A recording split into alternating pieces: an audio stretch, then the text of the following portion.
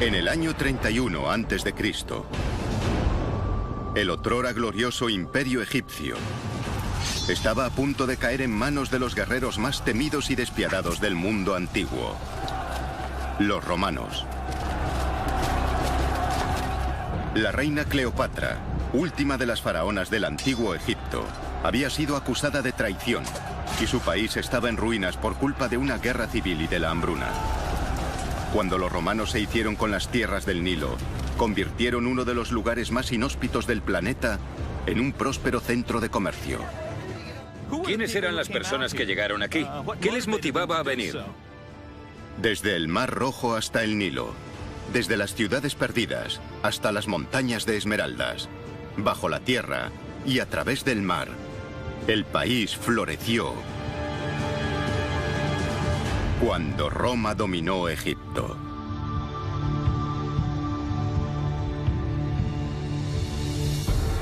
El comienzo de la historia que desembocó en la invasión romana tuvo su origen 50 años antes de Cristo. Cleopatra, la reina más famosa del mundo antiguo, fue coronada y al mismo tiempo se casó con su hermano de 11 años. Esta alianza incestuosa estuvo condenada desde el principio. El arqueólogo, explorador y aventurero Steve Seibotham ha pasado 20 años reconstruyendo la historia de los romanos en Egipto. Hemos descubierto y señalizado unos 2.000 kilómetros de carreteras antiguas. Hemos encontrado cientos de emplazamientos, entre los que se incluyen fuertes romanos con pozos, minas de oro, minas de amatista, de esmeralda, canteras, todo un elenco de asentamientos antiguos. ¿Qué es lo que les trajo aquí? ¿Cómo fueron capaces de sobrevivir a un entorno tan extremadamente seco, día tras día, año tras año? El profesor Seibotham intenta descubrir cómo sobrevivieron los invasores romanos y cómo establecieron y defendieron una de las rutas comerciales más lucrativas de la época. Tras vencer a Cleopatra y tomar Alejandría, los romanos se dirigieron al sur, ansiosos por apropiarse de los tesoros egipcios. Egipto era muy atractivo para los romanos. Se lo anexionaron en el año 30 a.C., uno después de que Marco Antonio y Cleopatra se suicidasen. Y fue como si les tocase la lotería. Los tesoros de Cleopatra le proporcionaron una enorme cantidad de dinero a Octavio, el vencedor. Steve Seibotham les sigue la estela desde el Nilo, rastreando la lucrativa ruta del tesoro romano. Sin duda, una de las riquezas de Egipto radicaba en ser una especie de granero para el Imperio Romano. Y además de eso, gran parte del comercio pasaba por Egipto, bien surcando el Nilo desde el sur de África, o bien por la vía que llegaba desde la costa del Mar Rojo. Todos esos factores hicieron de Egipto un destino muy atractivo para el gobierno romano, y no únicamente para ellos, sino también para empresarios privados que llegaban en manada y reunían cantidades ingentes de dinero. Pero querían más. Los romanos querían todos los tesoros de Egipto para sí mismos.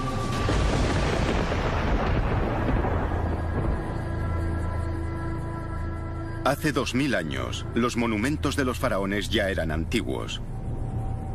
El templo más grande y magnífico de Egipto, en Karnak, ya tenía más de 1600 años. El general germánico, príncipe del Imperio Romano e hijo adoptivo del emperador Tiberio, marchó con su ejército hacia el templo. Le sobrecogió semejante tamaño y grandeza. Un anciano monje tradujo los jeroglíficos y le habló a Germánico sobre el antiguo Egipto, el otrora país poderoso y civilizado, cuyos reyes eran dioses y cuyas riquezas no conocían fin. 2000 años antes de la llegada de los romanos, los egipcios extraían y fundían oro. Este valioso trabajo solía correr a cargo de enanos, muy estimados por parte de los faraones. Ostentaban cargos tan privilegiados dentro de la casa real como los de artista, artesano y joyero. Como muestra esta ilustración funeraria real, en un proceso rodeado de secretismo, primero golpeaban y rompían la roca, para después esparcir el oro y la roca molida sobre lana de carnero que a continuación mojaban. Las partículas más ligeras flotaban, mientras que el oro, más pesado, se hundía en la lana, facilitando la recolección. Se cree que este es el origen de la leyenda del vellocino de oro. Los romanos se hicieron con el control de las minas de oro de Egipto y no tardaron en aumentar la productividad. Antes o después, todo el oro acababa en las arcas de Roma. La fuente de esta fabulosa riqueza nacía en unas minas localizadas en una región de Egipto conocida como el Desierto Arábigo. Se encuentra apartada de las ricas llanuras del Nilo. ¿Cómo construyeron los legionarios de Roma una comunidad tan llena de vida en una zona tan desolada? Cuando Octavio venció a Cleopatra y a su amante Marco Antonio en la batalla de Aquio, librada en el mar Jónico en el año 31 a.C., se instauró el dominio de Egipto por parte de Roma, que duraría 5 siglos. Uno de los premios fue el Desierto Arábigo, de donde los faraones habían extraído el oro y las joyas que enriquecían a su reino. Es un páramo árido del tamaño de Grecia, en donde las temperaturas veraniegas pueden alcanzar los 55 grados centígrados. Las precipitaciones medias son de 3 milímetros al año. Era un lugar inhóspito para los conquistadores romanos. Ha quedado patente gracias a nuestras investigaciones que los romanos y sus predecesores tolemaicos eran por lo general mucho mejores que nosotros a la hora de aprovechar los cauces de agua, almacenar los suministros acuíferos y distribuirlos. Los romanos trajeron consigo conocimientos arquitectónicos superiores y construyeron una serie de hidreumas, estaciones acuíferas fortificadas. La mayoría se construyeron en los mismos lugares en donde los nómadas beduinos habían excavado pozos. Los romanos tan solo los profundizaron y reforzaron. El nivel freático en esta parte del mundo puede aumentar o disminuir radicalmente, por lo que para asegurarse un suministro constante de agua tuvieron que cavar hondo. En las estaciones de agua como esta, los viajeros podían por un módico precio refrescarse, refrescar a sus animales y protegerse de los saqueadores del desierto. Los nuevos amos de Egipto encontraron la forma de adaptarse a las condiciones desérticas. ¿Qué los atrajo hasta aquí? Bueno, las motivaciones principales fueron, obviamente, las increíbles riquezas o el hecho de poder conseguirlas. Y los romanos sabían que la llave a esa riqueza yacía en un lugar llamado Mons Smaragdus, la montaña de la esmeralda.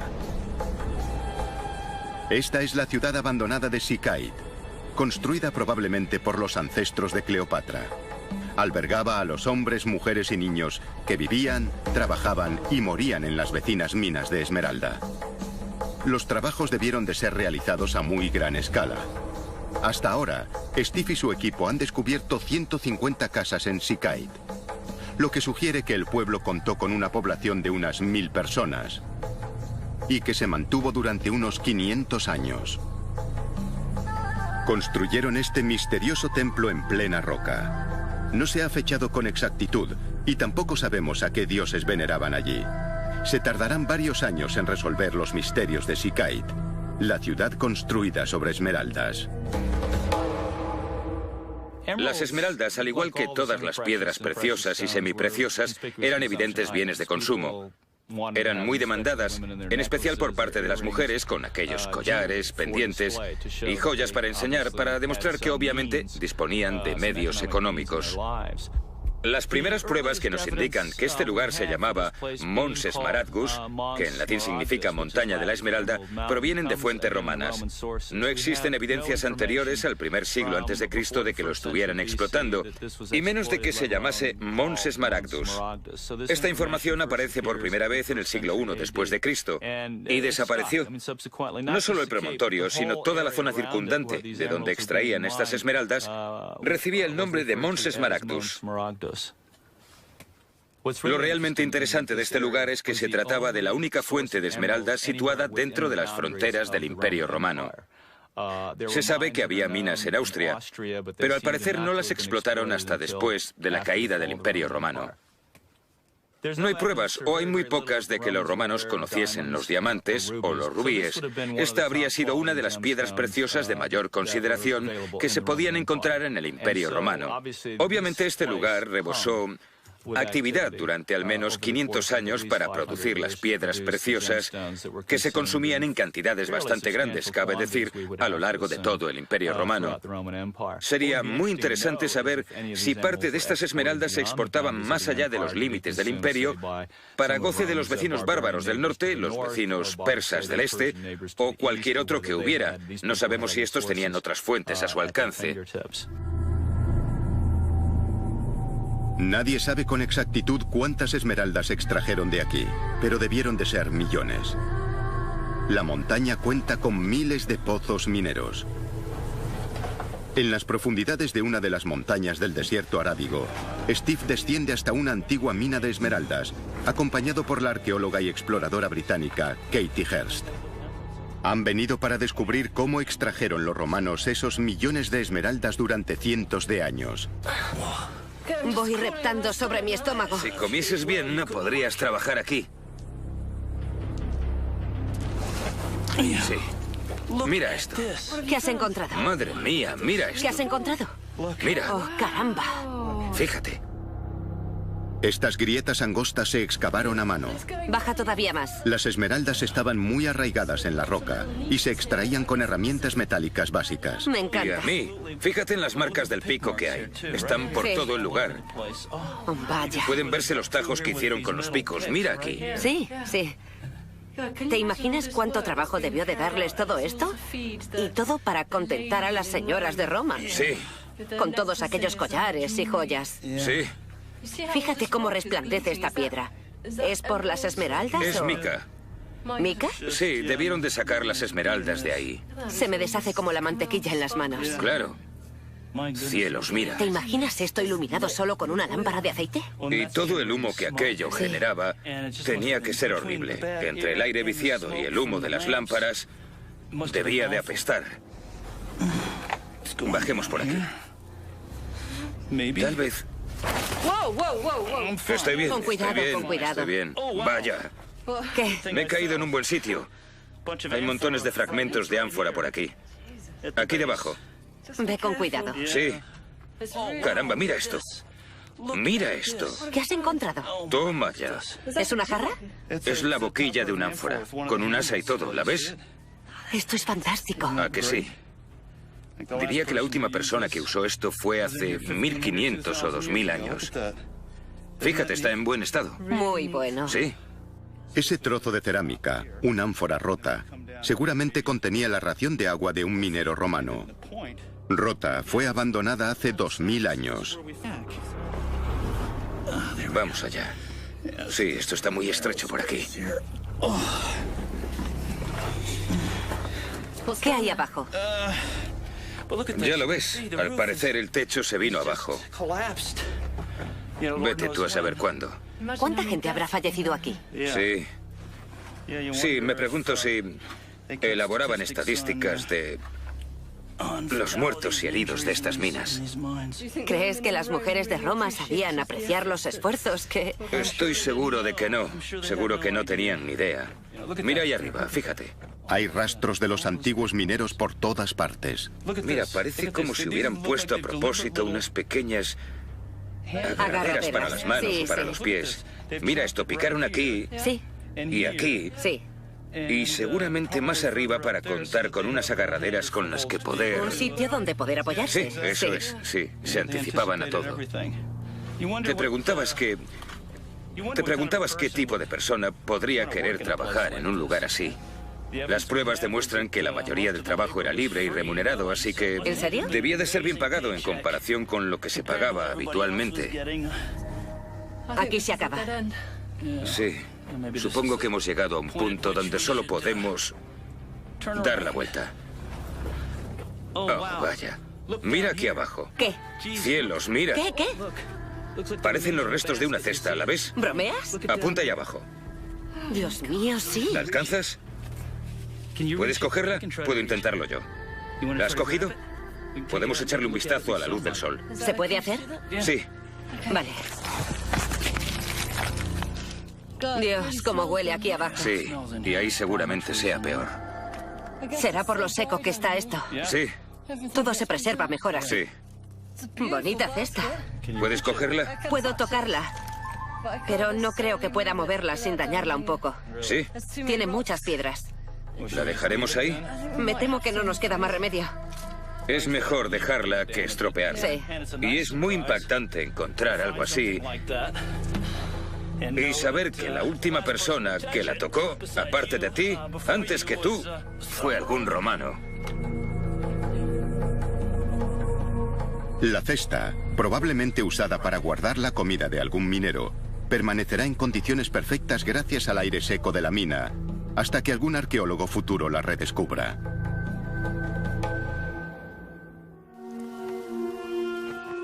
En la antigüedad, a las esmeraldas las llamaban fuego verde. Las gemas se enviaban a Roma para satisfacer la demanda de las clases poderosas. Al emperador Nerón le impresionó tanto el fuego verde que solía usar catalejos de esmeralda para contemplar las matanzas en los combates de gladiadores.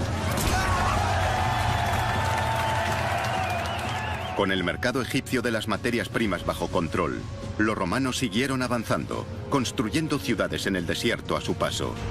Fuertemente fortificadas y abandonadas a día de hoy, estas localizaciones suscitan muchas preguntas sin respuesta. ¿Quién podría querer vivir aquí? ¿Y por qué estaban tan fuertemente defendidas? ¿De quién tenían tanto miedo los romanos?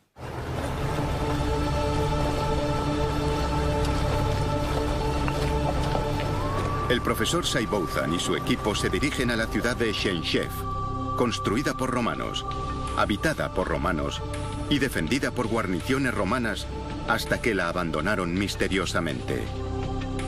Su emplazamiento y uso, en las profundidades de un valle casi olvidado en el desierto arábigo egipcio, es uno de los mayores misterios arqueológicos del país.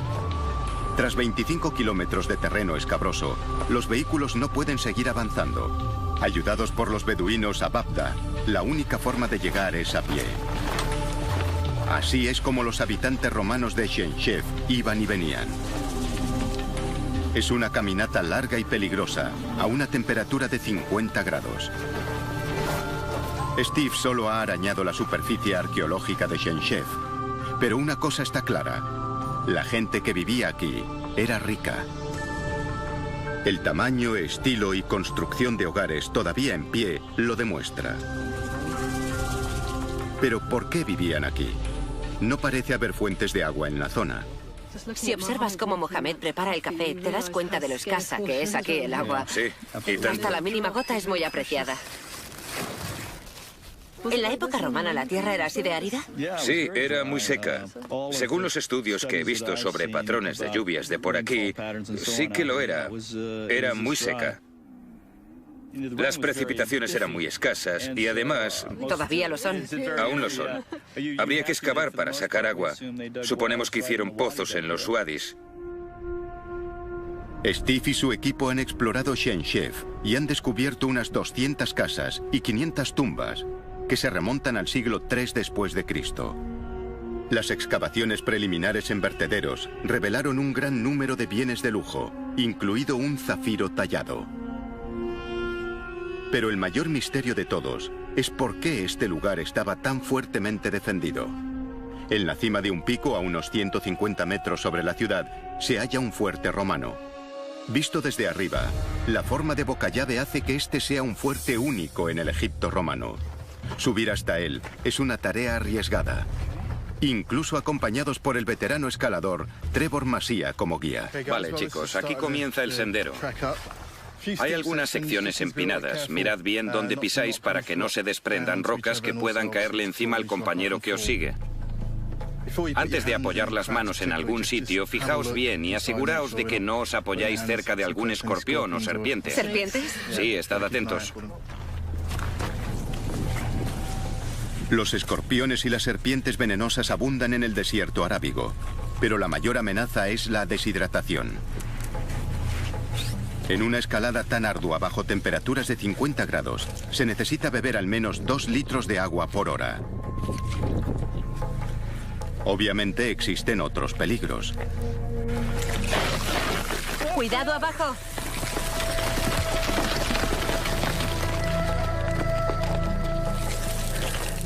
Continúa. ¿Estáis bien? Sí, sube, sube.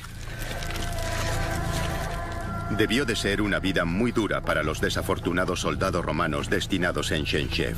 Como duro era cargar con comida y agua hasta aquí. ¿Tienes idea de cuánto tiempo podían pasar destinados aquí, Steve? A veces te mandaban durante 3 meses, otras 7 y otras 18 meses. 18 meses. Sí. Parece que para nuestro guía esto es coser y cantar. Tras una subida larga y calurosa, Steve y Katie entran por lo que una vez fue la puerta principal del fuerte. Vaya, Sí. menudas vistas. Unas vistas preciosas del Mar Sí. Rojo. Desde aquí se evidencia por qué los romanos eligieron esta cumbre. Tiene una vista panorámica de 360 grados, perfecta contra cualquier enemigo llegado desde cualquier dirección. Pero ¿por qué los romanos se decidieron a construir un segundo fuerte en una cumbre vecina y unirlos con 2 muros? Sigue siendo un misterio.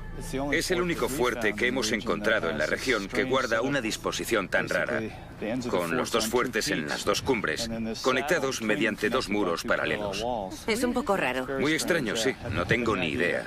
Bueno, supongo que si tienes estas vistas del valle desde aquí, Sí. si te ponías en aquel podías ver aún más lejos. Unas vistas un tanto diferentes, de ese modo cubrían todos los ángulos.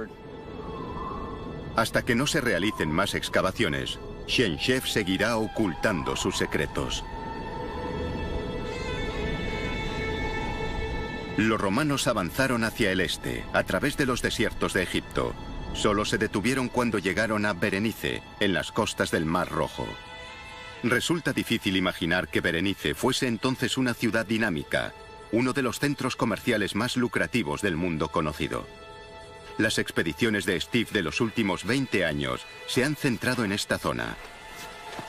Hasta ahora ha encontrado unos 20.000 artefactos, desde pendientes de perlas hasta estatuas, desde lámparas de aceite hasta cadáveres, desde piedras preciosas hasta perlas de vidrio, todos con una historia que contar. El arqueólogo Steve Seibotham lleva explorando el desierto arábigo egipcio desde hace más de 20 años. En Berenice, junto al Mar Rojo, ha desenterrado una enorme colección de artefactos que se guardan en un almacén de alta seguridad. Muchos de ellos son únicos. La colección incluye inscripciones enormes de la parte frontal de un fuerte derruido, esta en concreto dedicada al emperador Vespasiano. Entre los objetos más comunes se hallan reliquias romanas de ámbito diario como ánforas, las omnipresentes jarras en las que se almacenaban vino o aceite. Suelen hallarse rotas, pero en Berenice, la cerámica hecha añicos también es importante. Tenemos cientos, literalmente cientos de estos fragmentos y básicamente son piezas de cerámica, trozos rotos de cerámica. En la antigüedad los usaban. Como podéis ver, cogían tinta negra y escribían sobre ellos. Lo que escribieron, al menos en los que sacamos de Berenice, son anotaciones. Aquí anotaban el nombre de las personas que pasaban por las tiendas de trueque. En algunos casos sabemos los nombres de estas personas y también anotaban el número de ánforas que contenían vino, aceite y esas cosas. Son un reflejo muy revelador del tipo de bienes de consumo que atravesaban el puerto. Por supuesto, las personas sobre las que se escribía todo esto, en documentos como este, eran mercaderes e iban allí a hacer dinero. Pero ¿cómo podían los mercaderes hacer dinero en uno de los nudos comerciales más remotos del mundo romano? Steve encontró la respuesta en uno de los edificios más importantes y antiguos de Berenice. Estoy sentado sobre el techo de este templo de Serapis en Berenice. Sin duda el punto más elevado de la ciudad antigua. Habría sido un edificio importante hecho de cegadoras piedras blancas, por lo que habría sido visible a kilómetros de distancia, atrayendo a los barcos hacia el puerto. Funcionó durante al menos 400 años, y en ese tiempo Cleopatra habría pasado por aquí, Marco Antonio habría pasado por aquí, Octavio habría pasado por aquí. Fue en el patio del templo donde Steve hizo un descubrimiento que cambió lo que sabíamos del Imperio Romano para siempre. Encontramos algo realmente increíble en el patio del templo de Serapis. Había 2 vasijas enormes de barro enterradas en el suelo del patio. Cuando las examinamos al principio parecían guardar carbón, pero cuando empezamos a sacarlo, reconocimos al momento de qué se trataba. Eran granos de pimienta negra y había 7,5 kilos de granos de pimienta dentro de aquella vasija. Es la cantidad más grande de pimienta jamás encontrada en ningún otro emplazamiento arqueológico del Imperio Romano. ¿Pero por qué la pimienta es tan importante? Pues porque no es originaria de Egipto ni de ninguna otra parte de África. La pimienta se da en Asia, concretamente en el oeste de la India.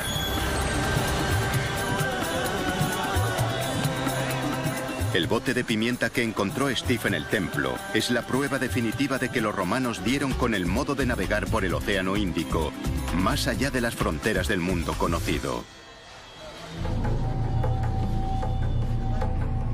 El secreto de cómo lo consiguieron se encuentra en un documento misterioso llamado Periplo por el mar de Eritrea. Es una breve guía de navegación de solo 66 párrafos que les mostraba a los marineros y mercaderes romanos cómo llegar a la India. Más que un simple mapa o carta náutica, les decía a los mercaderes qué llevarse con ellos, qué comprar, cuáles eran los mejores mercados, cómo llegar a ellos y cuándo viajar. El autor anónimo del primer libro de navegación del mundo sabía aprovechar los vientos del monzón. Si el barco zarpaba del Mar Rojo en septiembre y navegaba hacia el este, podría aprovechar los vientos del monzón que subían del Ecuador y llegar a la India en solo 45 días.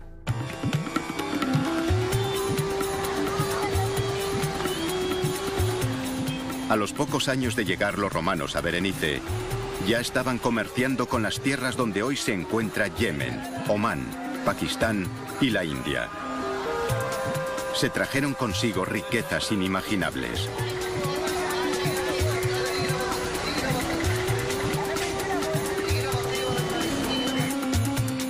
Berenice se convirtió en una ciudad muy dinámica, un mercado multinacional en el que todo se podía comprar y vender.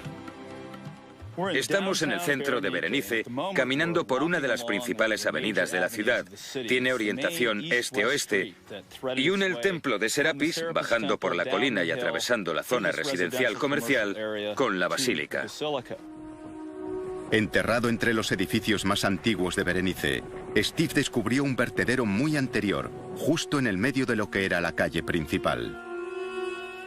Supone un almacén increíble de información respecto a la gente que vivía en Berenice. Es basura, son residuos del 400 después de Cristo. Y a los arqueólogos nos encanta la basura, somos basurófilos. Esto es una mina de oro para los arqueólogos. Aquí encontramos un despliegue enorme de cosas, desde lo más mundano hasta casi lo lujoso. Por ejemplo, acabamos de encontrar este pequeño abalorio. Podéis ver el agujero de en medio. Seguramente esté hecho de esteatita. Se ve que la parte superior tiene forma de altar.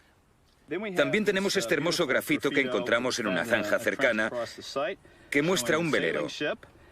Como veis, tiene las velas recogidas, lo que significa que está anclado. Hemos encontrado esto hace 10 minutos. El tapón de un frasco hecho de yeso con palabras en griego. Hasta ahora sabemos de al menos 11 lenguas diferentes escritas, incluidas el griego, el latín, el copto, que fue una lengua cristiana nativa usada en Egipto. Tenemos el palmirense, que era la lengua que usaban en Siria. También el tamil brahmi, una escritura usada en el sur de India.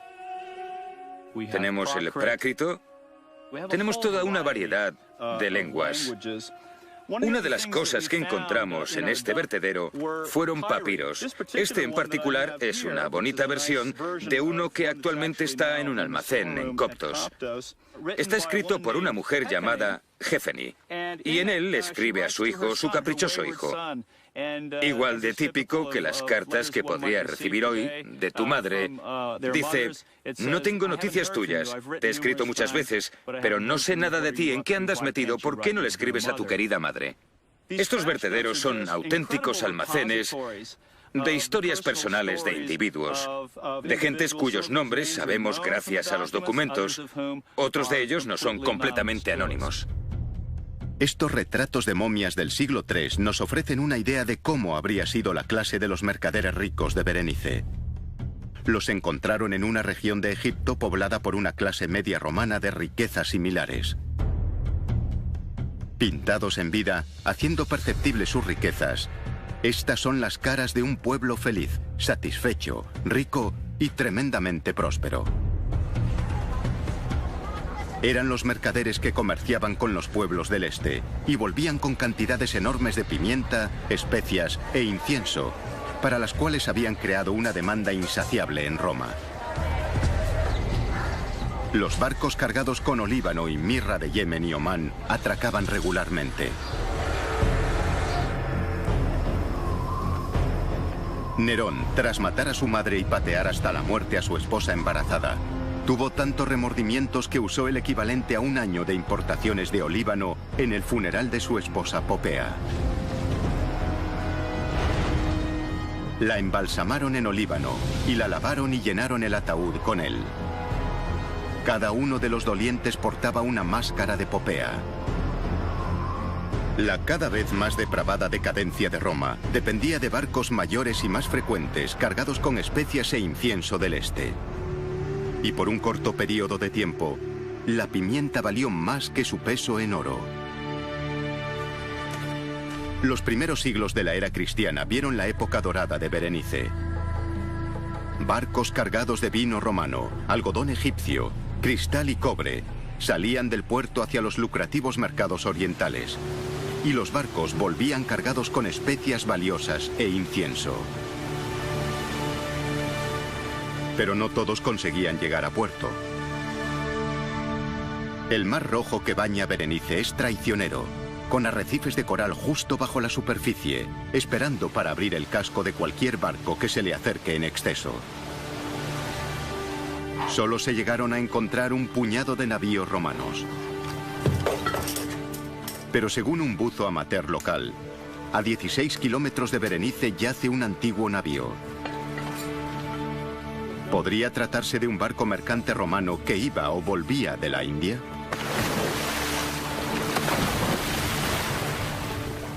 Cuando nos metimos en el agua, vimos que estaba increíblemente clara, y mientras buceábamos al lado del arrecife, empezamos a ver cosas que creíamos que podían ser ánforas. Nos sumergimos y rodeamos un coral.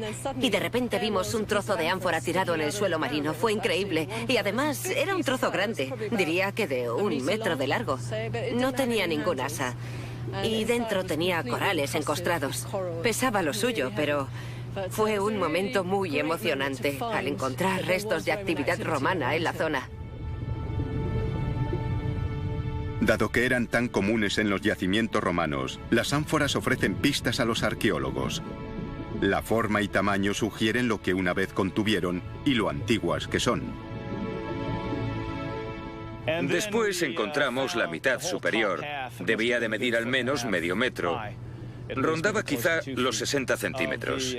La parte de arriba tenía 2 asas, así como buena parte del cuerpo del ánfora. A este tipo se le llama ánfora de barril doble. Esta en particular me parecía de las primeras, romana, de comienzos de la era cristiana, tal vez del siglo I después de Cristo. Era muy curiosa. Esto no significa necesariamente que aquí tuviese lugar un naufragio. Tal vez un navío romano cargado de ánforas hubiese tocado fondo en el arrecife y en un intento de aligerar la carga y desencallar, arrojaron parte de la pesada carga por la borda. Pero entonces encontraron otro tipo de recipiente. Encontramos varios cuencos y platos, lo cual indica que eran las cosas de las que se servían los pasajeros o la tripulación para comer. Era la prueba clave que estaban buscando. Un barco encallado jamás se habría deshecho de platos y cuencos, ya que apenas pesan. Este es el escenario de un naufragio. Debieron de ser muchos los barcos llegados a puerto para que los mercaderes de Berenice acumulasen tan fabulosas riquezas. Los romanos inventaron la economía global, el comercio de proporciones globales, La globalización y el multinacionalismo, o sociedades multiétnicas, era algo que los romanos conocían muy bien. No es algo que los occidentales hayan inventado en el siglo XX o a principios del XXI. Si le echamos un vistazo al tamaño del imperio, desde Escocia hasta Basora, en Irak, tardaríamos hoy 7 horas en avión. Era un verdadero imperio multinacional, compuesto por cientos o miles de diferentes grupos étnicos, gente con religiones, costumbres y lenguas diferentes. Por lo que durante 500 años, los mercaderes romanos de Berenice se hicieron ricos, y el imperio romano más aún, ya que todo y todos tenían su precio en el imperio. Un precio que se pagaba en tarifas, impuestos y peajes. Cruzar el desierto desde el Mar Rojo hasta el Nilo tenía unos precios, enumerados aquí, en la tarifa de Coptos, una lista de precios sobre una roca que se remonta al 90 después de Cristo. Especifica los impuestos que todo y todos tenían que pagar para cruzar el desierto. Un burro, el animal de transporte típico de la época, pagaba el equivalente a 20 euros. La esposa de un soldado, que cruzase el desierto para ver a su marido, pagaba 75. Un artesano, 150. Y para que veáis el toque picante de la vida en el desierto, las prostitutas tenían que pagar la exorbitante suma de 2.000 euros. Nadie se escabullía de los impuestos. Un viaje a través del desierto arábigo llevaba algo más de 2 semanas, dependiendo de la temperatura y el tamaño del convoy. Los convoyes seguían una ruta muy concurrida desde Berenice hasta Coptos, en el Nilo. Las pruebas de que la gente realizase un viaje tan agotador siguen aquí, si se sabe dónde buscarlas. Esto es Wadi Hammamat, a mitad de camino entre el Mar Rojo y el Nilo. Es una cantera de piedra creada por los faraones para construir sus magníficos templos. Los antiguos egipcios fueron de los primeros en firmar sus obras, dejando su marca. Y muchos visitantes durante los últimos 3.500 años han hecho lo mismo. El lugar está lleno de inscripciones. Los que más me interesan son un par de ahí arriba, en griego y en latín, donde aparece el nombre del mismo hombre, un tipo llamado Caius Peticius. Sabemos por las fuentes en Italia y estas inscripciones que su familia estaba muy metida en el comercio. Que su nombre aparezca aquí, a medio camino entre el Nilo y el Mar Rojo, nos sugiere que ese interés se extendió al comercio por el Mar Rojo. Vemos otros nombres interesantes por aquí. Hay uno, ahí arriba, que es una dedicatoria de un soldado cuyo nombre era Julius, a un amigo suyo que se llamaba Didamateus. ¿Y qué hacía toda esa gente aquí firmando dedicatorias? Bueno, seguro que estaban relacionados con el comercio de bienes, como Peticios. En el caso de nuestro amigo Julius, el soldado, debía de estar relacionado de algún modo con la protección de comerciantes y mercaderes que iban y venían del Nilo al Mar Rojo. Una vez cruzaban el desierto con éxito, cargaban las mercancías en barcos y navegaban Nilo abajo hasta Alejandría, la segunda mayor ciudad del Imperio Romano tras la mismísima Roma. Esto, para un mercader, era la puerta de entrada hacia riquezas inimaginables. Durante 500 años, el desierto arábigo de Egipto sirvió como puerta de entrada al Imperio Romano, desde países a los que se llegaba en barco a través del Mar Rojo. A finales del siglo V, Roma estaba en problemas, próxima a la bancarrota. El otrora invencible ejército imperial estaba siendo atacado en todas las fronteras. La prosperidad en Egipto llegaba a su fin. Y un nuevo enemigo llegado del este estaba a punto de expulsar a Roma de Egipto para siempre. Durante más de 5 siglos, el Imperio Romano explotó los recursos naturales de Egipto. Las ciudades construidas con los beneficios sacados del oro y esmeraldas florecieron en las llanuras áridas del desierto arábigo. Los romanos ofrecían protección, agua, seguridad y la promesa de riquezas enormes. Las ciudades como Berenice crecieron rápido gracias a la importación de especias desde el este.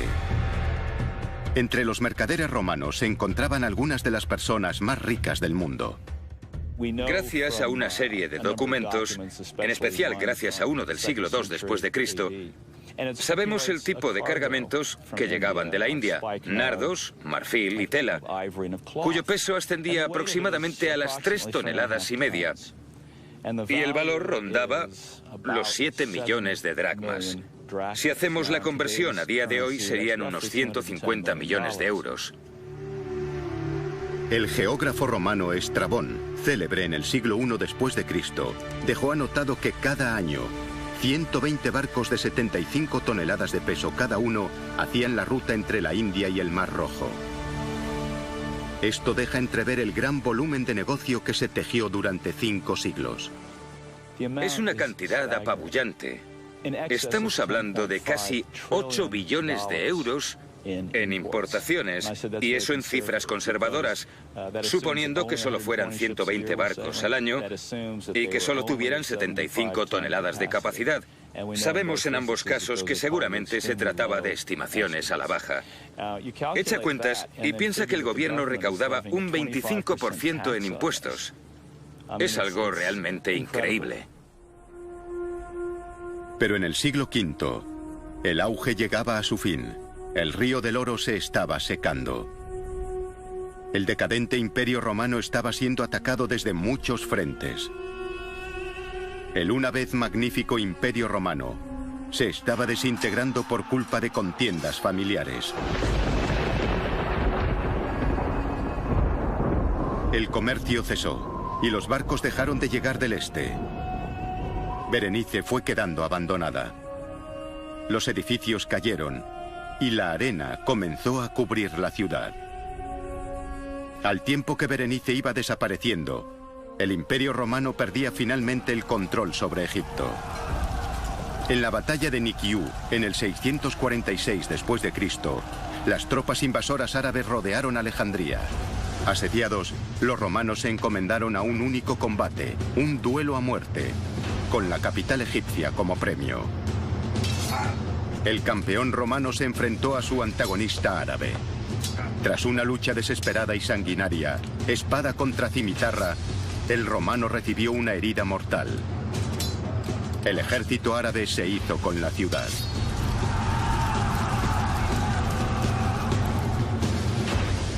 Finalmente, tras más de 600 años, una cadena de sucesos que había empezado con la boda de Cleopatra y su hermano, acabó con sangre sobre la arena del desierto. Los romanos se vieron obligados finalmente a entregar las llaves del cofre del tesoro más lucrativo de la historia.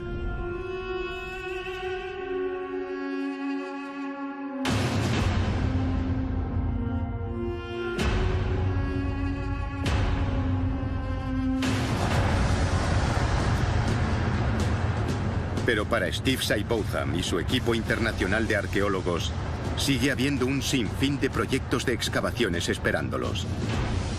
Cientos de años de conocimientos e información siguen ocultos bajo las arenas del desierto arábigo.